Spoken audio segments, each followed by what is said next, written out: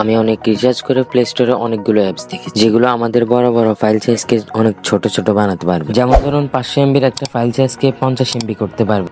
অনেকক্ষণ ধরে ঘাটাঘাটি করার পর আমি প্লে স্টোরে একটা বেস্ট অ্যাপ পাই, যেটার প্লে স্টোরে রেটিং ছিল 5/5। আর এই অ্যাপটা আপনারা ফ্রিতে ব্যবহার করতে পারবেন। এই অ্যাপটার নাম হচ্ছে কম্প্রেস ভিডিও সাইজ। ওকে, চলুন দেখাই এই অ্যাপটার মাধ্যমে আপনারা কিভাবে আপনার বড় বড় ফাইলকে ছোট করতে পারবেন। আপনাদের যাতে এটা খুঁজতে প্রবলেম না হয় তার জন্য আমি ডিসক্রিপশন বক্সে এই অ্যাপটার লিঙ্কটা দিয়ে দেবো, ওইখান থেকে আপনারা ডাউনলোড করে নেবেন। ওকে, সর্বপ্রথম আপনারা যদি অ্যাপসটা ওপেন করেন তাহলে এরকম একটা ইন্টারফেস দেখতে পারবেন, যেটা বলতে গেলে অনেক বেশি ইউজার ফ্রেন্ডলি। এখানে আপনারা কিছু অপশন দেখতে পারবেন, যেমন compress video, video converter, video cream করা, ক্রপ করা, ভিডিও স্পিড বাড়ানো, সবকিছু করতে পারবেন। ওকে, সর্বপ্রথম আমরা যেহেতু এখান থেকে ভিডিও কম্প্রেস করব, তাহলে এখান থেকে আমরা ভিডিও কম্প্রেসের উপর ক্লিক করব। এরপর আপনার যে গ্যালারিতে ভিডিওগুলো রয়েছে সেগুলো এখানে শো করবে। এরপর আপনি যে ভিডিওটাকে কম্প্রেস করবেন ওইটার উপর ক্লিক করে এখান থেকে কন্টিনিউ অপশনে ক্লিক করবেন। তাহলে এখানে আপনার সামনে আরো কয়েকটা অপশন শো করবে, যেমন এখানে 4টা অপশন রয়েছে, যেমন small file, medium file, large file, custom file.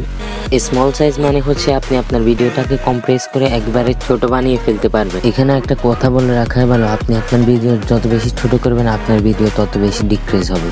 ওকে, আমরা আমাদের কোয়ালিটি মেনটেন করে এখানে জাস্ট মিডিয়াম ফাইলের উপর ক্লিক করব এবং এরপরে নিচ থেকে কন্টিনিউ অপশনে ক্লিক করব। তাহলে আমাদের এটা প্রসেসিং নাও শুরু হয়ে যাবে। কিছুক্ষণ অপেক্ষা করলে আপনার ভিডিওটা পুরোপুরি কম্প্রেস হয়ে যাবে। দেখতেই পাচ্ছেন আমরা আমাদের ভিডিওটাকে কম্প্রেস করে ফেলেছি, যেটার আগের সাইজ ছিল 456 MB, আর কম্প্রেস করার পর এটার সাইজ হয়েছে মাত্র 23 MB। ক্যান ইউ ইমেজিন, আমাদের 400 MB ফাইল মাত্র 23 MB বানিয়ে দিয়েছে। তাহলে বুঝতেই পারছেন এই অ্যাপটা আপনার ফোনের কতটা স্টোরেজ সেভ করতে চলেছে। এখন আপনাদের অনেকেরই সন্দেহ থাকতে পারে তাহলে আমাদের ভিডিওর কোয়ালিটি বাজে করে দিয়েছে। চলুন এবার আমরা ভিডিওর কোয়ালিটি দেখি।